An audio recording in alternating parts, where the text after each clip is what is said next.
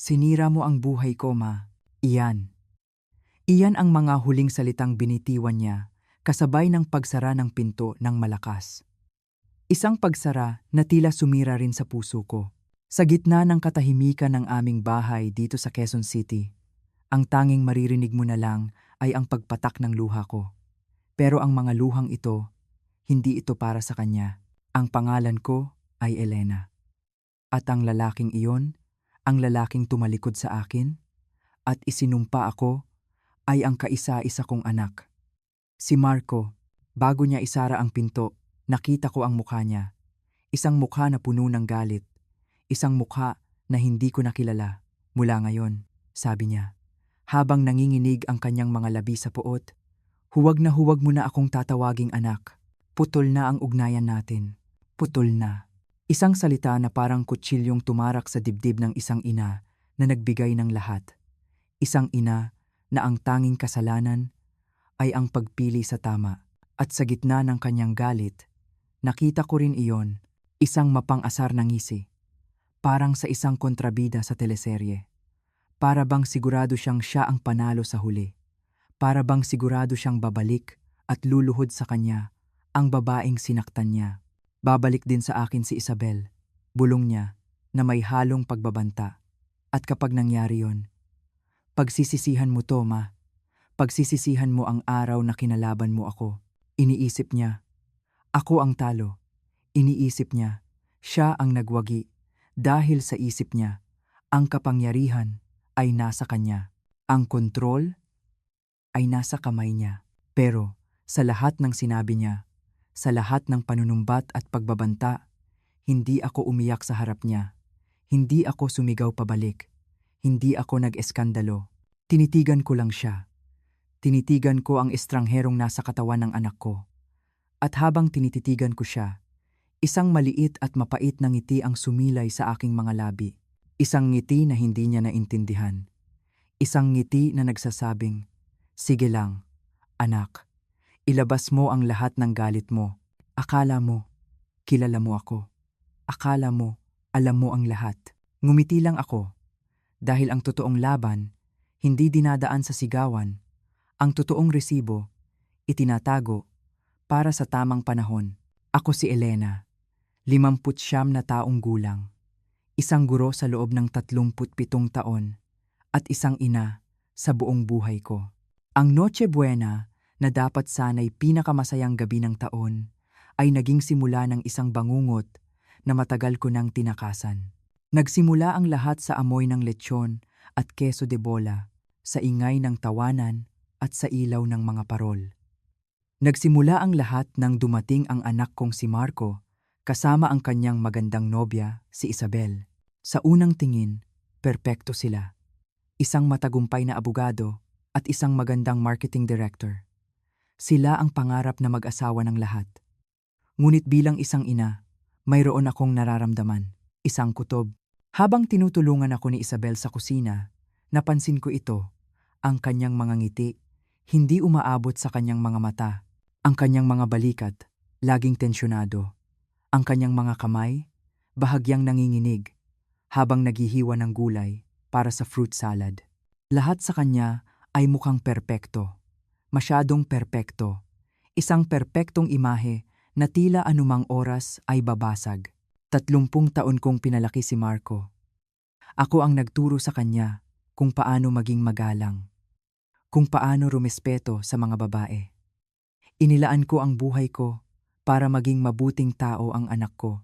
Pero sa gabing iyon, habang pinagmamasdan ko si Isabel, isang tanong ang paulit-ulit na tumatakbo sa isip ko. Saan ako nagkamali? Umalis si Marco na puno ng galit. Iniisip na wala akong alam.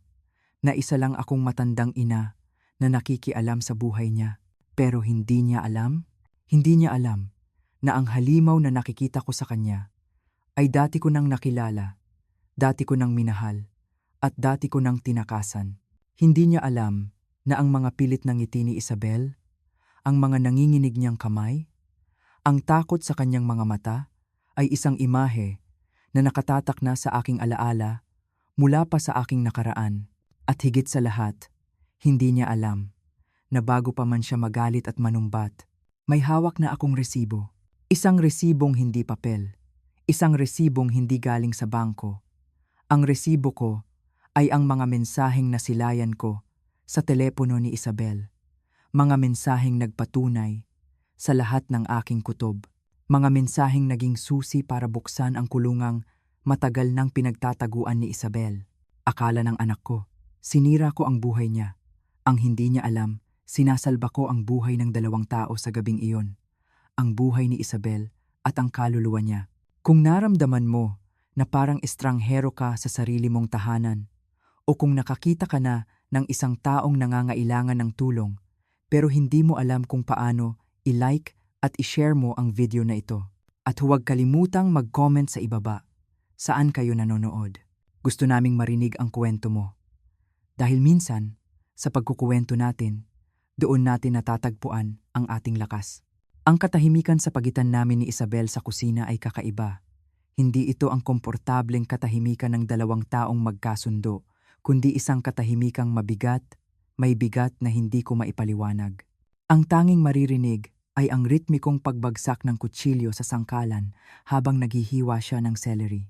Tak-tak, tak-tak, tak-tak, parang tunog ng isang orasan na nagbibilang ng mga segundong hindi mapakali. Ako naman, patuloy lang sa pagmamasa ng harina para sa pie. Pero ang aking mga mata at pandama ay nakatuon sa kanya. May mali, isang malaking pagkakamali, na pilit tinatago sa likod ng kanyang magandang mukha at mamahaling damit. At sa gitna ng katahimikang iyon, biglang pumasok sa kusina ang anak kong si Marco. May dala siyang ngiti na abot hanggang tenga at hawak pa rin ang isang bote ng malamig na San Miguel. "Kamusta na ang 2 paborito kong babae?" tanong niya. Ang boses niya ay malakas at puno ng kumpiyansa. Sa isang iglap, nakita ko kung paano nanigas ang mga balikat ni Isabel. Isang maliit na reaksyon na kung hindi ka nakatutok, ay hindi mo mapapansin. Ngunit napansin ko, dahil sa sandaling iyon, huminto ang mga kamay ko sa pagmamasa. Ang aking buong atensyon ay nasa kanila. "Ayos lang kami, anak."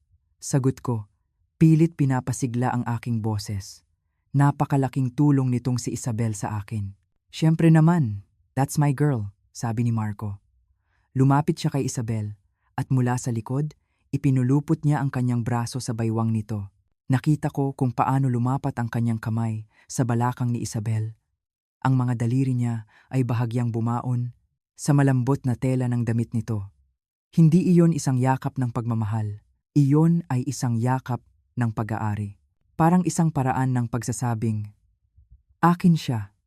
Hindi gumalaw si Isabel. Hindi siya sumandal sa kanya tulad ng dati. Nanatili siyang tuwid, nakatayo na parang isang estatwa, habang ang ngiti sa kanyang labi ay nanatiling nakapako, hindi nagbabago. Kailangan kong gumawa ng paraan. Kailangan kong alisin ang kamay ng anak ko sa kanya. "Marco, ang papa mo, kailangan niya yata ng isa pang beer." Pagsisinungaling ko. Tumingin siya sa akin. Hindi inaalis ang kanyang tingin o ang kanyang kamay.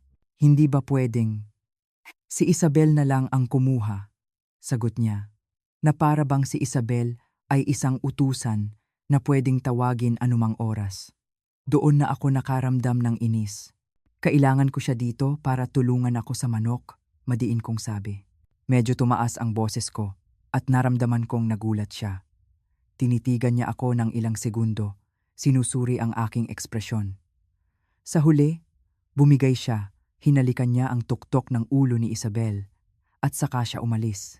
Sa sandaling nawala si Marco sa aming paningin, kasabay noon ang pagbagsak ng mga balikat ni Isabel. Huminga siya ng malalim. Isang paghinga ng ginhawa na matagal niyang pinigilan. Doon, sa ilalim ng maliwanag na ilaw ng aming kusina, nakita ko ang tunay na Isabel, ang babaeng pagod, ang babaeng natatakot. "Ayos ka lang ba, Hija?" Mahinahon kong tanong. "Okay lang po, Tita Elena. Pagod lang po siguro sa trabaho," sagot niya. At bumalik sa paghihiwa, pero mas mabilis na ngayon. Mas mabilis, na para bang may hinahabol o tinatakasan. Gusto ko sanang magtanong pa, pero may pumigil sa akin. Siguro, dahil nakita ko ang bahagyang panginginig ng kanyang mga kamay. O siguro dahil napansin ko kung gaano na siya kapayat kumpara noong huli kaming nagkita. Ang mga buto sa kanyang balikat ay bakat na ngayon sa kanyang damit. O baka naman, dahil sa 37 taon kong pagiging guro, natutunan ko nang basahin ang mga estudyanteng may problema. Natutunan kong makita ang sakit, kahit walang salitang namumutawi sa kanilang mga bibig. At bigla, tumunog ang doorbell.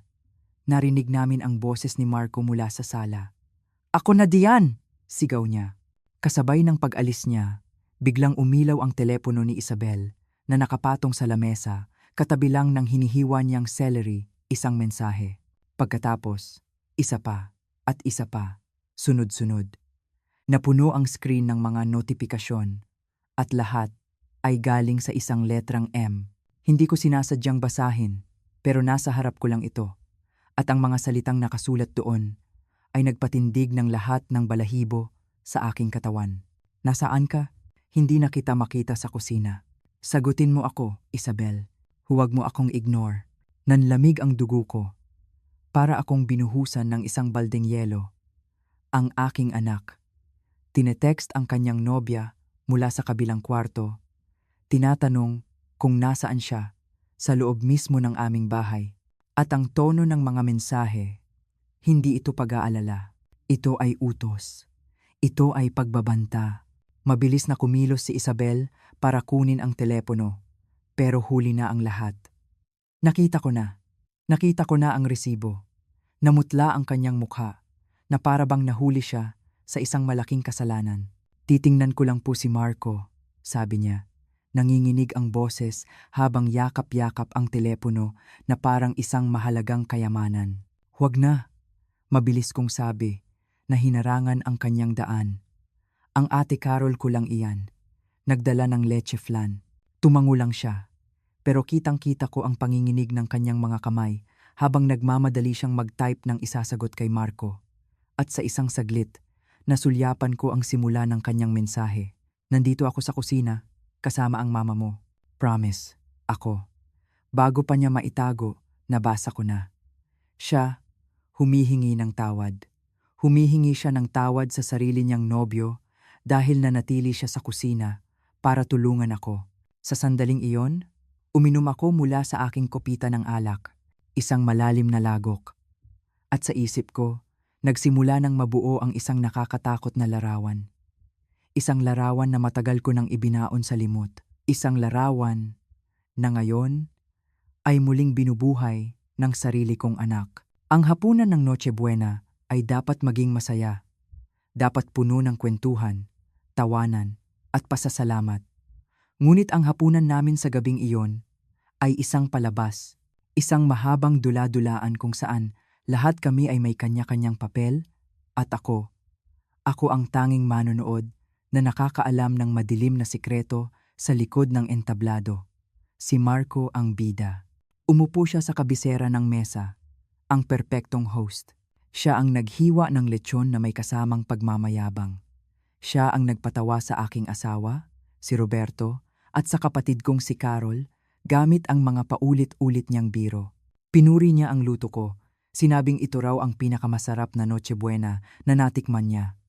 Lahat ay perpekto. Masyadong perpekto, pero ang mga mata ko ay hindi sa kanya nakatingin. Nakatutok ako kay Isabel. Ngayon ko lang siya pinanood ng ganito. Bawat galaw niya, bawat pagngiti, bawat pag-inom ng tubig, sinusubaybayan ko.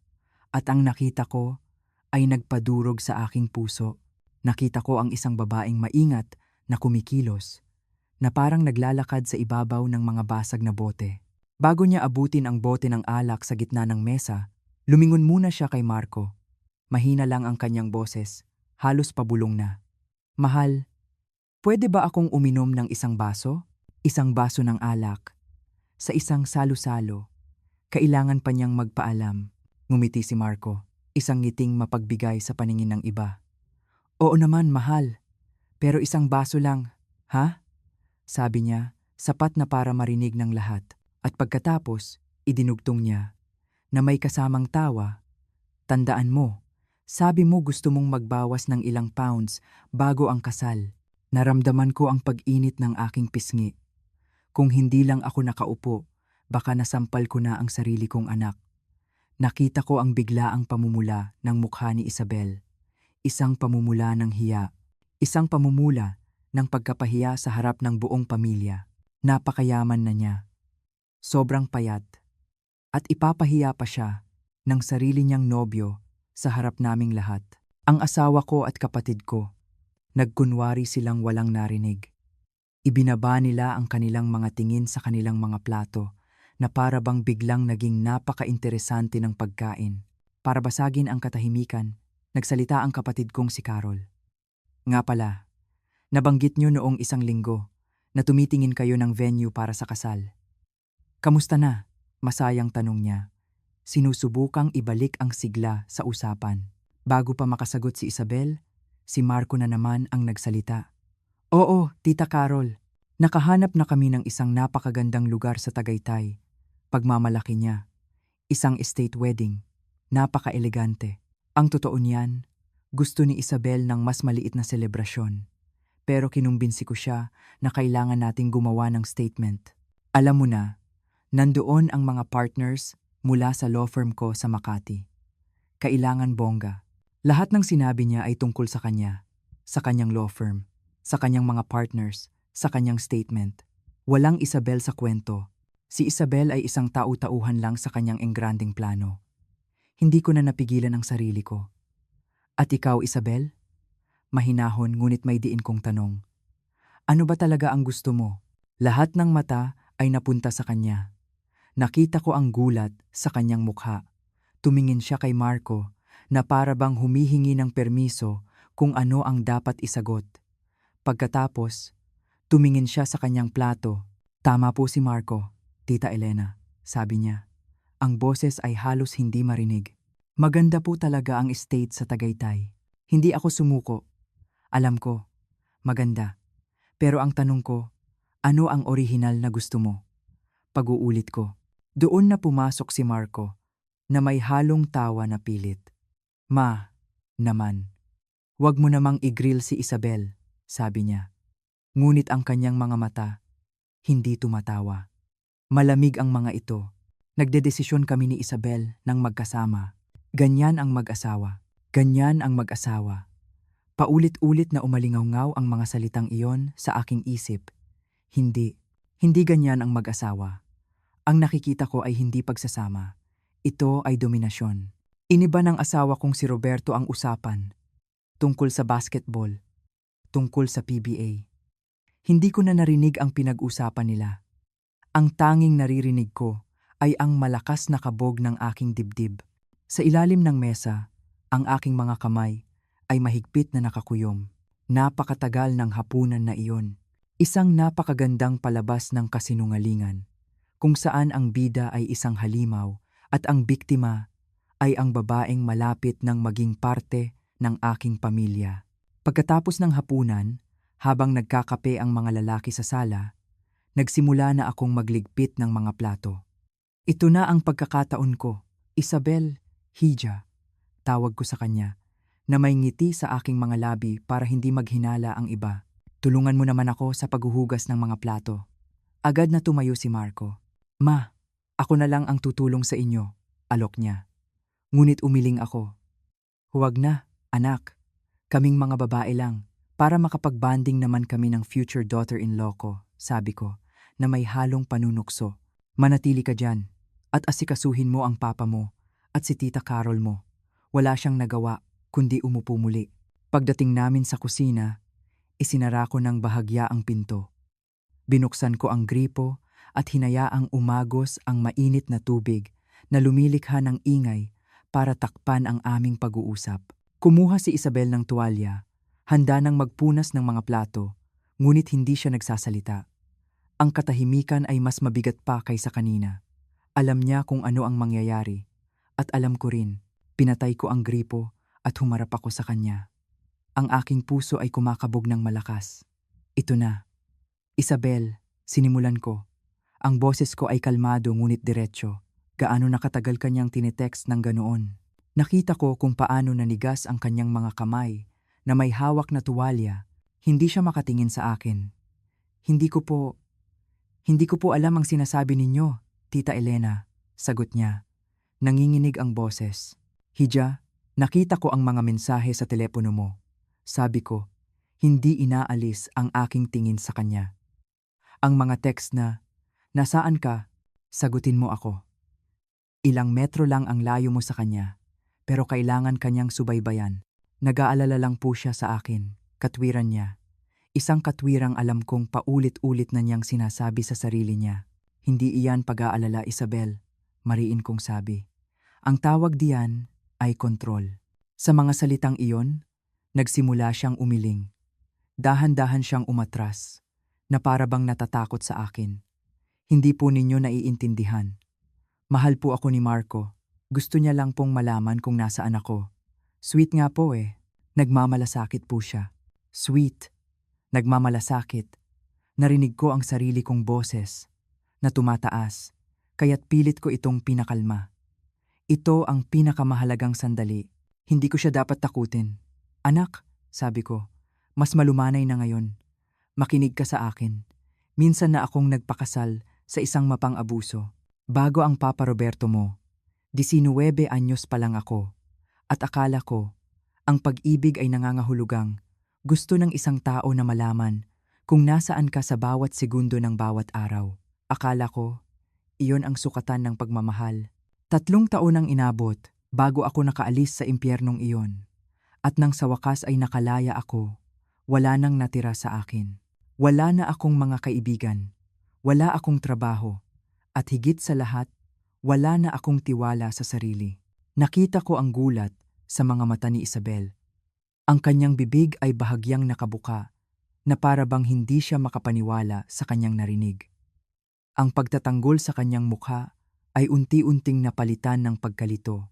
Si Marco, hindi po siya ganoon. Hinding-hindi niya po ako sasaktan, sabi niya.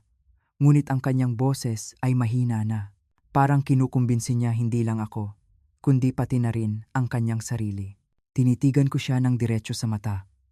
Kung ganoon, nasaan ang mga kaibigan mo, Isabel? Tanong ko. Iyong mga dati mong laging kasama sa mga litrato sa social media. Ang barkada mo, nasaan na sila? Nagbukas ang kanyang bibig para sumagot, ngunit isinara niya rin ito kaagad. Walang lumabas na salita. Kailan mo sila huling nakita? Pagpapatuloy ko. Sila po kasi ay masamang impluwensya. Sa wakas ay naisagot niya, inuulit ang mga salitang malamang ay isinaksak ni Marco sa kanyang isipan. Tinulungan po ako ni Marco na makita iyon. Sa mga salitang iyon, nadurog ang puso ko, para akong nakatingin sa salamin ng aking nakaraan. Ang mga salitang iyan, binitiwan ko na rin dati. Mula sa sarili kong bibig, maraming taon na ang nakalipas. At ang trabaho mo? Tanong ko pa. Noong nakaraang Pasko, sabi mo ay malapit ka nang ma-promote. Marketing Director. Isang malaking hakbang sa career mo. Tinanggihan ko po, mabilis niyang sagot. Masyado pong demanding ang oras. Gusto na po kasi naming magsimula ng pamilya ni Marco. At ikaw? Sabi ko, dahan-dahang lumapit sa kanya. Gusto mo bang tanggihan iyon? Katahimikan. Isang nakabibinging katahimikan na sumagot sa lahat ng aking mga tanong. Isabel, tingnan mo ako. Pakiusap ko. Hinawakan ko ang kanyang mga balikat, marahan ngunit may diin. Kapag iniisip mo ang kasal, kapag iniisip mo ang pagpapakasal sa anak ko, ano ang nararamdaman mo? Masaya ka ba? O nakakaramdam ka ng ginhawa dahil hindi mo siya bibiguin? At doon na bumagsak ang lahat ng pader na kanyang itinayo. Isang butil ng luha ang pumatak mula sa kanyang mata. Sinundan pa ng isa. At isa pa, hanggang sa hindi na niya ito napigilan. Mahal ko po siya, bulong niya. Ang boses ay basag na. Mahal na mahal. Matagumpay siya, matalino, at lahat ay nagsasabing perpekto kami para sa isa't isa. Gustong-gusto siya ng mga magulang ko. Malapit na siyang maging partner sa law firm niya. Magkakaroon kami ng magandang buhay. Lahat ng sinabi niya ay tungkol sa kung ano si Marco. at kung ano ang magiging buhay nila sa paningin ng iba. Kaya tinanong ko siya, "At ikaw? Ano ang magkakaroon ka?" Sa tanong na iyon, gumuho siya. Napahagulgol siya, tinatakpan ang kanyang mukha ng kanyang mga kamay.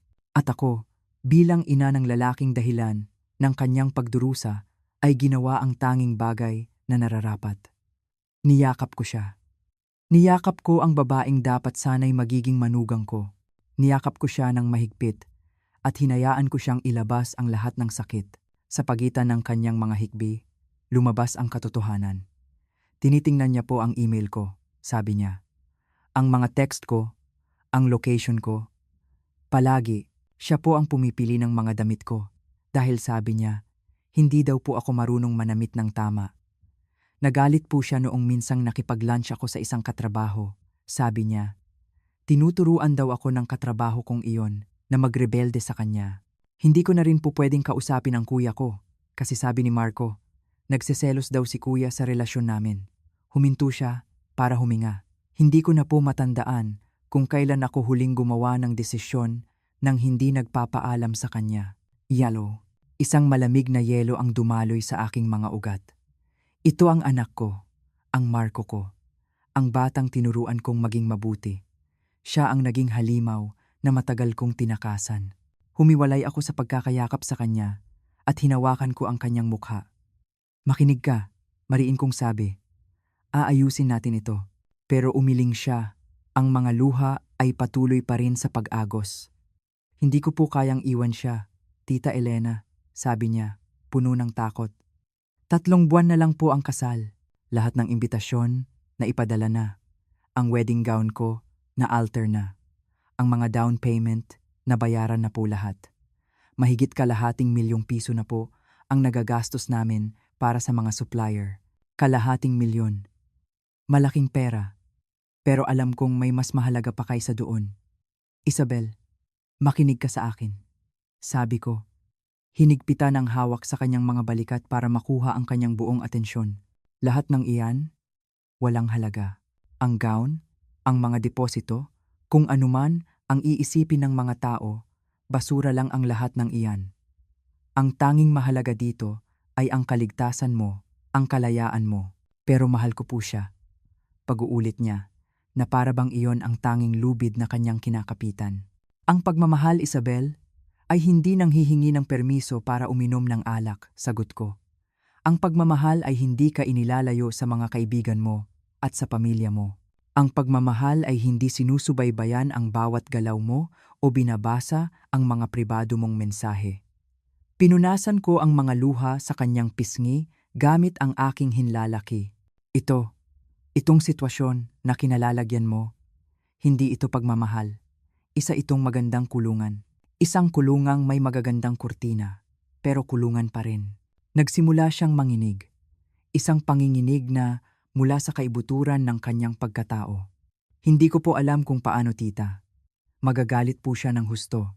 Sasabihin niyang nag-overreact lang ako, na sinisira ko ang kinabukasan naming dalawa.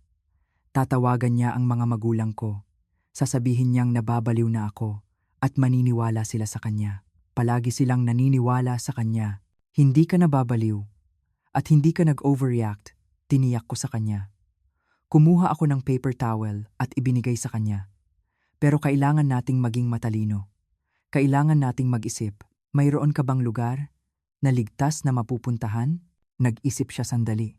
Ang kaibigan ko po, si Ana, sabi niya. Ilang buwan ko na po siyang hindi nakakausap. Pero dati, sobrang lapit po namin. Sabi po ni Marco, sinisira lang daw ni Ana ang relasyon namin dahil single si Ana at naiinggit lang. At naniniwala ka ba doon? Tanong ko. Nag-alinlangan siya. Sa unang pagkakataon, nakita ko siyang tunay na nag-isip tungkol dito, hindi lang inuulit ang sinabi ni Marco. Hindi po, mahina niyang sagot. Binalaan na po ako ni Ana noon. Sabi niya, mukhang controlling daw po si Marco. Nagalit po ako sa kanya. Sabi ko, hindi niya lang naiintindihan si Marco. Pero si Ana po pala, tama siya. Tama po siya sa simula pa lang. Kaya mo ba siyang tawagan? Tinitingnan po ni Marco ang phone ko gabi-gabi bago kami matulog. Alam niya po lahat ng passwords ko. Siyempre, bahagi iyon ng kontrol. Nag-isip ako ng mabilis. Ang telepono ko, sabi ko, gamitin mo ang telepono ko. Pumasok ka sa banyo, ilock mo ang pinto at tawagan mo siya. Magtanong ka kung pupwede kang makituloy sa kanya ng ilang araw. Huwag mo munang ipaliwanag ang lahat. Sabihin mo lang na kailangan mo ng space at magpapaliwanag ka sa susunod. Paano po si Marco? Anong sasabihin natin sa kanya? Ako na ang bahala kay Marco, sabi ko. Ang boses ko ay puno ng determinasyon na hindi ko alam na mayroon pa pala ako. Bagamat takot na takot, tumango siya. Inabot ko sa kanya ang aking telepono. Pagkatapos ay tumayo ako sa labas ng banyo, nagbabantay na parang isang sundalo habang nakalock siya sa loob. Sa siwang sa ilalim ng pinto, narinig ko ang kanyang boses, nanginginig noong una, ngunit unti-unting lumalakas. Ana, si Isabel to. Alam kong ang tagal na kitang hindi tinatawagan at sorry talaga. Kailangan ko ng tulong. Puwede ba akong makituloy sa'yo ng ilang araw? Please. Ang puso ko ay kumakabog ng napakabilis. Pakiusap, Ana. Pumayag ka. Pakiusap. Hayaan mong mayroon pang natitirang isang kaibigan ang babaeng ito. Lumabas si Isabel pagkatapos ng 5 minuto. Ang kanyang mga mata ay pula pa rin sa kaiiyak, ngunit ang kanyang tindig ay iba na. Mayroon ng determinasyon. Pumayag siya, sabi niya. Susunduin niya ako, sabi niya. Pumunta daw ako sa isang pampublikong lugar at maghintay. Darating daw siya sa loob ng 1 oras. Mabuti, sabi ko. Ang isip ko ay tumatakbo na. Ang plano, nabubuo na. Ganito ang gagawin natin. Ganito ang gagawin natin. Bulong ko kay Isabel, habang pinupunasan niya ang natitirang luha sa kanyang mga pisngi. Sasabihin ko kay Marco at sa papa mo na nakalimutan kong bumili ng whipped cream para sa dessert. Isang bagay na kapanipaniwala dahil makakalimutin naman talaga ako minsan. Sasabihin kong sasamahan mo ako sa grocery. Gagamitin natin ang sasakyan ko doon sa parking lot ng Pure Gold. Doon kayo magkikita ng kaibigan mo. Sasakay ka sa kotse niya. At ako, babalik ako dito ng mag-isa. Ang kanyang mga mata ay nanlaki sa takot. Pero, ano po ang sasabihin ninyo kay Marco pagbalik ninyo? Nanginginig niyang tanong. Sasabihin kong bigla kang nakaramdam ng sakit ng tiyan sa grocery. Na malapit lang doon ang kaibigan mong si Ana. Kaya siya na ang naghatid sa iyo pauwi. Sasabihin kong tatawagan mo na lang siya bukas. Pupunta po siya sa apartment ko. Mabilis niyang sabi. May susi po siya. Siyempre may susi siya. Kung gayon, hindi ka uuwi sa apartment mo, mariin kong sabi. Doon ka muna titira kay Ana. Huwag kang mag-alala sa mga gamit mo. Kapag handa ka na, babalikan natin ang mga iyon. Ang mahalaga ngayong gabi ay makaalis ka. Magagalit po siya. Tatawag po siya. Pupunta siya dito. Magwawala po siya. Sunod-sunod niyang sabi. Ang bawat salita ay puno ng pangamba. Hinawakan ko ang kanyang kamay. Malamig ito na parang yelo. Hayaan mo siyang magalit, sabi ko. Ang boses ko ay matatag. Hayaan mo siyang magwala. Nakaharap na ako ng mga lalaking galit dati, Isabel. Nakasurvive ako sa una kong asawa. At makakasurvive din ako sa init ng ulo ng sarili kong anak. Ang intindihin mo lang, ngayon, ay ang sarili mo. Tumulo ang luha mula sa kanyang mga mata. Ngunit sa pagkakataong ito, hindi ito luha ng kalungkutan, kundi ng pasasalamat. Bakit po ninyo ito ginagawa? Bulong niya. Hindi pa po ninyo ako manugang. Isa lang po akong, dahil isa kang babaeng karapat-dapat sa mas mabuti, kaysa sa ibinibigay sa iyo ng anak ko. Putol ko sa kanya.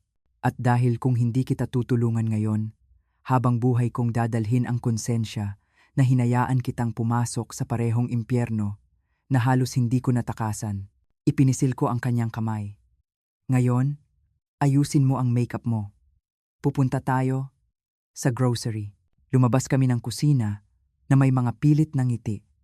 Si Marco ay nakaupo pa rin sa sala, umiinom ng kape. Tumingala siya nang makita kami. Okay lang ba kayo diyan? Parang may narinig akong umiiyak kanina, tanong niya. Tears of joy lang. Anak, mabilis kong sagot. Na para bang isa akong veteranang aktres. Napag-usapan kasi namin ang kasal. Alam mo naman kaming mga babae. Masyadong emosyonal. Ngumiti siya. Isang ngiting kontento. Ang mga lalaking tulad ni Marco, madali silang maniwala sa mga kasinungalingang gusto nilang marinig. Nga pala anak, dagdag ko, nakalimutan ko pala legamre ang whipped cream. Tatakbo lang kami ni Isabel sa grocery saglit. Agad siyang tumayo. Ma, ako na lang po ang bibili. Wag na, sabi ko. Iwinawagayway ang aking kamay.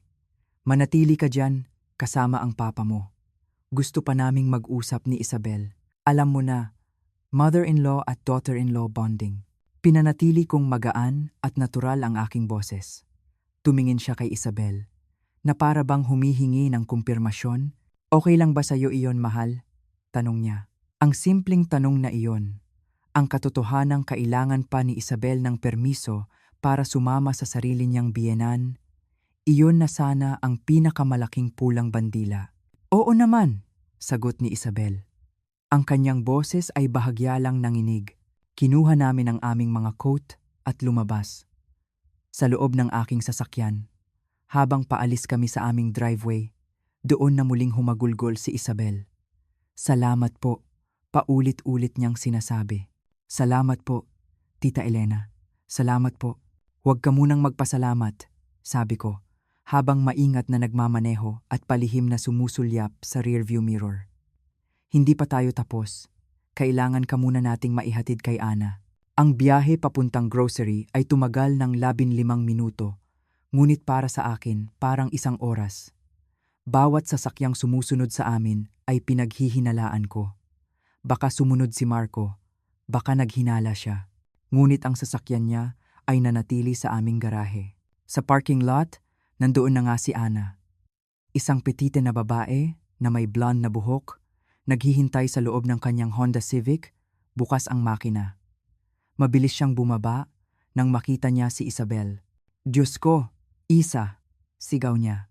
Nagyakapan sila, parehong umiiyak. Isang yakap na puno ng lungkot, panghihinayang, at higit sa lahat, pag-asa.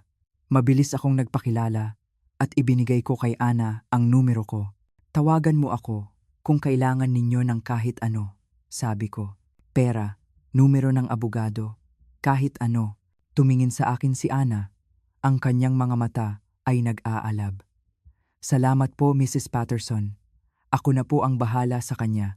Ligtas na po siya ngayon. Niyakap ako ni Isabel sa huling pagkakataon. Sorry po, bulong niya. Sorry po talaga tungkol kay Marco. Hinawakan ko ang kanyang mukha. Wala kang dapat ihingi ng tawad. Siya ang dapat gumawa niyan. Ngumiti ako. Maging ligtas ka. Maging matatag ka. At tandaan mo, karapat-dapat ka sa isang taong ituturing kang partner, hindi pag-aari. Pinanood ko silang umalis. Ang pulang ilaw ng kanilang sasakyan ay unti-unting nawawala sa dilim. Pagkatapos, pumasok ako sa grocery, bumili ng isang lata ng whipped cream at nagmaneho pa uwi habang nanginginig ang aking mga kamay sa manibela. Ang unang bahagi ng plano ay tapos na. Ngayon, haharapin ko na ang bagyo. Sinalubong ako ni Marco sa mismong pintuan pagbalik ko. Ang kanyang mukha ay puno ng pag-aalala o marahil paghihinala. Ma, nasaan si Isabel? Tanong niya kaagad. Hindi man lang pinansin ang dala kong paper bag mula sa grocery. Naku, anak. Nagsimula siyang sumama ang pakiramdam doon sa grocery. Sabi ko, sinisikap na panatilihing kalmado ang aking boses. Parang stomach bug yata. Mabuti na lang at nagkataong malapit lang doon ang kaibigan niyang si Ana. Kaya siya na ang nag-alok na ihatid si Isabel pauwi. Ito na ang sandali ng katotohanan. Maniniwala ba siya? Bakit hindi niya ako tinawagan? Dumilim ang kanyang mukha. Ang pag-aalala ay mabilis na napalitan ng inis. Ayaw ka na niyang abalahin pa. Ayaw niyang masira ang Noche Buena mo. Kilala mo naman iyon. Palaging iniisip ang iba. Katwiran ko. Kinuha niya ang kanyang telepono at mabilis na nagdial. Nakita ko kung paano kumunot ang kanyang noo. Nagvo-voicemail, sabi niya. Sinubukan niya ulit. Voicemail pa rin. Hindi siya sumasagot. Marco, baka nasa banyo lang at nagsusuka. Bigyan mo muna siya ng space. Hayaan mo munang makapagpahinga, sabi ko.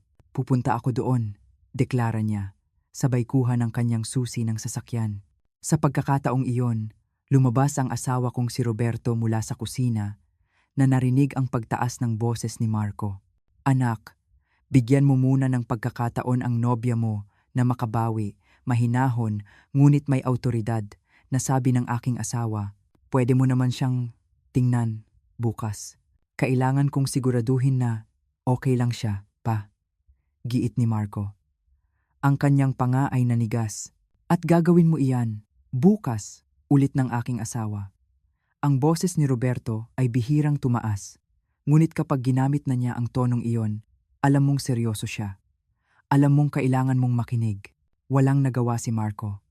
Ngunit sa sumunod na oras, ang aming sala ay naging kanyang personal na kulungan. Pabalik-balik siya sa paglalakad, parang isang tigre sa loob ng hawla. Bawat 10 minuto, tinatawagan niya ang telepono ni Isabel. Bawat hindi nasasagot na tawag, mas lalo siyang nagagalit. Ang kanyang pag-aalala ay unti-unting nagiging isang mapanganib na galit. Pinanood ko ang sarili kong anak, at ang nakita ko ay isang estranghero. Isang estrangherong may maikling pasensya at nakakatakot na mga mata. 9:00 ng gabi, hindi na niya natiis. Pupunta ako sa apartment niya, sabi niya. Hindi ko na siya pinigilan. Alam kong kailangan niyang makita sa sarili niyang mga mata na wala doon si Isabel. Bumalik siya hating gabi na. Galit na galit. Pabalang niyang isinara ang pinto. Wala siya sa bahay, ma. Nandoon ang kotse niya, pero hindi siya sumasagot sa pinto. Nasaan siya? Sigaw niya. Ang kanyang boses ay umalingaw-ngaw sa buong bahay.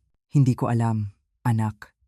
Baka nga doon na siya natulog sa kaibigan niya, sagot ko.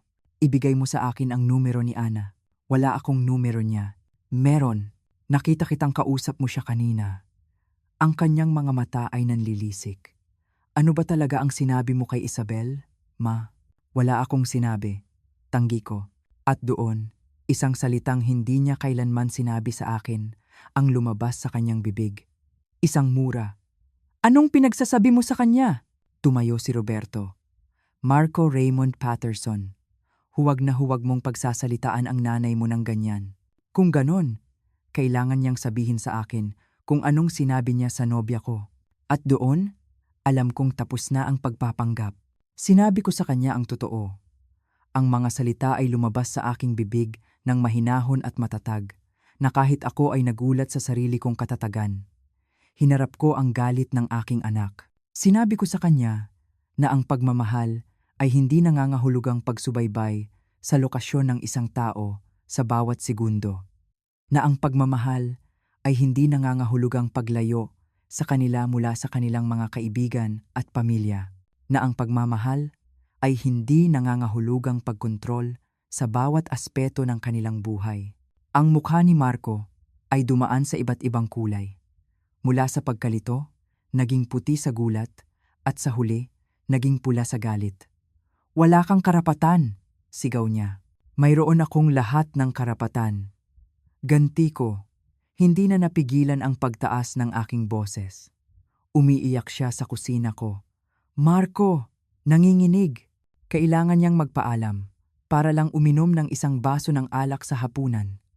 Isipin mo iyon, permiso, at tinetext mo siya nang walang tigil. Tinatanong kung nasaan siya kahit nasa iisang bahay lang kayo.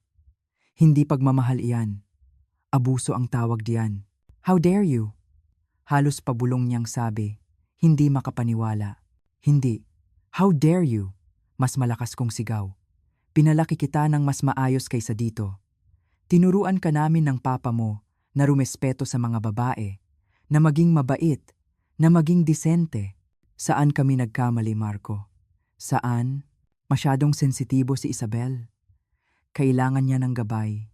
Tinutulungan ko lang siyang maging pinakamahusay na bersyon ng sarili niya. Katwiran niya. Sa pamamagitan ng pagputol ng ugnayan niya sa lahat ng nagmamahal sa kanya, sa pagmamanman sa bawat galaw niya, sa pagpilit sa kanya na magpaalam para sa mga simpleng desisyon, umiling ako. Hindi iyan tulong, Marco. Kontrol iyan. Hindi mo naiintindihan ang relasyon namin. Naiintindihan ko ito ng perpekto. Ang mga salita ay bigla na lang lumabas. Dahil naranasan ko na iyan. Bago ko pakasalan ang papa mo, nakarelasyon ako sa isang lalaking eksaktong ginagawa ang ginagawa mo ngayon. Sinubaybayan niya ako. Inilayo sa lahat at ipinaramdam sa akin na hindi ako makahinga nang hindi nagpapaalam sa kanya. 3 taon bago ako nakaalis at nang sa wakas ay nagawa ko, wala nang natira sa akin. Wala akong kaibigan, trabaho o kumpiyansa. Hindi ko ito kinuwento sa iyo dahil ikinahihiya ko. Pero ngayon, hindi na ako nahihiya. Nakasurvive ako at hinding-hindi ko hahayaang gawin mo ang parehong bagay kay Isabel. Natigilan si Marco. Tinitigan niya ako na para bang sinampal ko siya. Hindi ako katulad ng ex mo, sabi niya. Ang boses ay nanginginig. Eksakto kang katulad niya, sabi ko. Ang bawat salita ay may bigat. At kung hindi mo iyan nakikita, kailangan mo ng propesyonal na tulong. Kinuha niya ang kanyang jacket. Kapag matauhan na si Isabel, babalik din siya sa akin. At ikaw, ma, habang buhay mong dadalhin na sinira mo ang buhay niya. Tinitigan ko siya sa mata. Kung babalik siya sa iyo, ibig sabihin na bigo ako. Pero sa tingin ko, hindi na siya babalik. Sa tingin ko, sa wakas, malaya na siya. Pabalang niyang isinara ang pinto.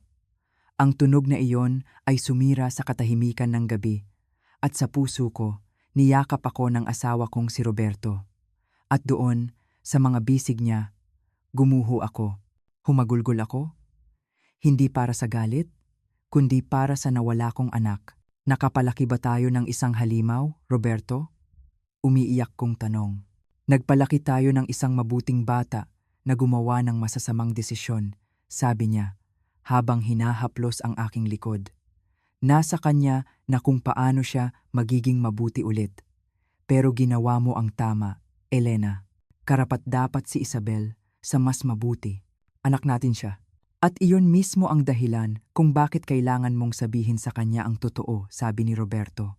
Dahil kung mananahimik tayo, sinasabi nating katanggap-tanggap ang ginagawa niya. At hindi. Hindi iyon katanggap-tanggap. Lumipas ang mga araw na parang isang mahabang panaginip. Ang bahay ay naging napakatahimik. Ang upuan ni Marco sa hapagkainan ay laging bakante. Ang katahimikan ay masakit, isang palaging paalala sa nangyari noong Noche Buena. Ngunit sa gitna ng sakit, mayroong pag-asa. Si Isabel ay tumatawag araw-araw mula sa telepono ni Ana. Noong una, ang boses niya ay puno pa rin ng takot. Si Marco ay walang tigil sa pag-text at pagtawag, gumagamit ng iba't ibang numero dahil binablock siya ni Isabel. Isang gabi, 3:00 ng madaling araw, pumunta pa siya sa apartment ni Ana at kinalampag ang pinto. Tumawag sila ng pulis. Hindi siya ikinulong, pinalayas lang, pero sapat na iyon para lalong matakot si Isabel. Doon ako pumasok. Makinig ka sa akin, sabi ko sa kanya sa telepono. Ngayon din, pupunta ka sa korte para kumuha ng restraining order. Ako ang magbabayad sa abogado. Pagkatapos, kukunin natin ang mga gamit mo sa apartment. Sasamahan kita. Isasama natin si Papa Roberto mo at si Ana. Hindi mo ito gagawin ng mag-isa. Paano po ang kasal? Tanong niya. Kalimutan mo ang kasal. Sabi ko. Mas mahalaga ang kaligtasan mo kaysa sa kahit anong gown, venue o sasabihin ng ibang tao. Magagalit po ang mga magulang ko. Madidismaya sila. Kung gayon, sa maling tao sila nadidismaya, sagot ko. Hindi ikaw ang dapat mahiya. Si Marco ang dapat mahiya. At ginawa nga namin iyon. Pagkalipas ng 2 linggo, may hawak ng restraining order si Isabel. Sama-sama naming pinuntahan ang apartment niya. Habang si Roberto at Ana ay nagbabantay sa labas, tinulungan ko si Isabel na iligpit ang buhay niya sa loob ng mga karton. Bawat litrato nila ni Marco, bawat regalong ibinigay nito, ay maingat niyang inilagay sa isang kahon na may markang itapon. Sa loob ng 2 linggo, nakakuha siya ng bagong apartment sa kabilang parte ng lungsod. Ang kaibigan niyang si Ana ay tumulong sa kanya na makabalik sa dati niyang trabaho. Ang posisyon pala para sa marketing director ay hindi pa napupunan. At ang dati niyang boss ay tuwang-tuwa na nagbalik siya. Sinubukan ni Marco na lumaban. Kumuha siya ng abogado at nagbantang kakasuhan ako ng interference, ngunit pinayuhan siya ng sarili niyang abogado na walang basehan ang kaso. Hindi kami nag-usap simula noon. Ngunit noong araw ng Pasko, nakatanggap ako ng isang text mula sa kanya. Sana masaya ka, ma. Sinira mo ang buhay ko. Nag-isip ako ng matagal bago mag-reply. Ang puso ko ay gustong sabing, anak, miss na kita. Ngunit ang isip ko ay nagsabing kailangan kong manindigan. Nag-type ako, hindi, anak, iniligtas ko ang buhay niya. Kapag handa ka ng humingi ng tulong, kapag handa ka ng tunay na magbago, tawagan mo ako. Hanggang sa panahong iyon, mahal kita, pero hindi ko kayang suportahan ang ginawa mo. Hindi na siya nag-reply. Ang mga buwan ay lumipas. At dahan-dahan, ang sakit ay napalitan ng paghilom. Hindi lang para kay Isabel, kundi para na rin sa akin. Lumipas ang halos 1 taon. Ang sakit na dulot ng gabing iyon ng Noche Buena ay hindi naman tuluyang nawala. May mga gabi pa rin na napapatingin ako sa bakanteng upuan ni Marco at nakakaramdam ng kirot. Isang kirot na tanging isang ina na nawalan ng anak, hindi sa kamatayan, kundi sa masasamang desisyon ang makakaintindi. Ngunit ang kirot na iyon, unti-unti nang natututunang paghilumin ng panahon at ng pag-asa. Noong linggo, may kumatok sa aming pinto. Pagbukas ko, bumungad sa akin ang isang mukhang pamilyar, ngunit may bagong liwanag, si Isabel. Nakatayo siya roon, may dalang isang kahon ng paborito kong ensaymada. Ang kanyang buhok ay mas maikli na ngayon at ang kanyang mga pisngi ay mas bilugan. Ngunit ang pinakamalaking pagbabago ay ang kanyang ngiti. Hindi na ito pilit. Hindi na ito isang maskara. Ang ngiti niya ngayon ay umaabot na sa kanyang mga mata. At sa kanyang mga mata, wala na ang takot. Ang nandoon na lang ay kapayapaan. Tita Elena, bati niya, sabay abot ng pasalubong. Niyakap ko siya ng mahigpit. Isang yakap na hindi na kailangan ng maraming salita. Naupo kami sa aming veranda, sa parehong lugar kung saan madalas kaming magkape noon. Nagkuwento siya. Nagkuwento siya tungkol sa kanyang bagong buhay, tungkol sa kung gaano niya kamahal ang kanyang trabaho, lalo na ngayon na siya na ang gumagawa ng lahat ng desisyon. Nagkuwento siya tungkol sa kanyang muling pagkikipag-ugnayan sa kanyang kuya at sa kanyang mga kaibigan. Si Ana raw, palagi pa ring nasa tabi niya, na parang isang tunay na kapatid. At nagkuwento rin siya tungkol sa isang bagong kakilala. Isang yoga teacher na nakasabay niya sa klase. Wala pa naman pong seryoso, tita, sabi niya, na may bahagyang pamumula sa kanyang mga pisngi. Inaalam ko palang pong magtiwala ulit at higit sa lahat, magtiwala sa sarili ko. Iyan ang pinakamahirap na parte, sabi ko sa kanya. Pero nagagawa mo. Unti-unti, nagagawa mo. Hinawakan niya ang aking kamay na nakapatong sa mesa. Tita, sabi niya, ang kanyang boses ay seryoso na ngayon. Hindi ko po yata kayo napasalamatan ng maayos. Hindi niyo po kailangang gawin iyon. Papakasalan ko po ang anak ninyo. Karamihan po siguro ng ina sa anak nila papanig. Ngumiti ako, isang ngiting may halong lungkot. Karamihan ng ina ay sobrang mahal ang kanilang mga anak para hayaan silang maging isang mang-aabuso. Sagot ko. Mahal ko pa rin si Marco, Isabel. Palagi ko siyang mamahalin. Anak ko siya, pero mas mahal ko ang tama. Kaysa sa paggawa ng mga dahilan para sa kanyang mga pagkakamali. Dumating ang asawa kong si Roberto. May dalang 2 tasa ng mainit na kape. Umupo siya sa tabi namin at nagbiro ng isa sa kanyang mga luma at corny na jokes. At sa unang pagkakataon sa loob ng 1 taon, narinig ko ang isang malakas at totoong tawa mula kay Isabel. Isang tawang malaya, isang tawang walang takot. At habang pinagmamasdan ko silang dalawa na nagtatawanan, bumalik sa isip ko ang lahat. Ang gabing iyon ng Noche Buena, ang mga mensahe sa telepono, ang sakit sa hapagkainan, ang pag-amin sa kusina. At ang mahirap na desisyong ginawa ko, ang desisyong kumampi sa tama, kahit na ang kahulugan noon ay ang pagtalikod sa sarili kong dugo at laman. May mga tao pa ring nagsasabi na tinraidor ko ang aking anak, ang kapatid kong si Carol. Kinakausap pa rin si Marco. Ikinukwento niya sa akin na maayos naman daw si Marco sa trabaho at may bago na raw itong girlfriend.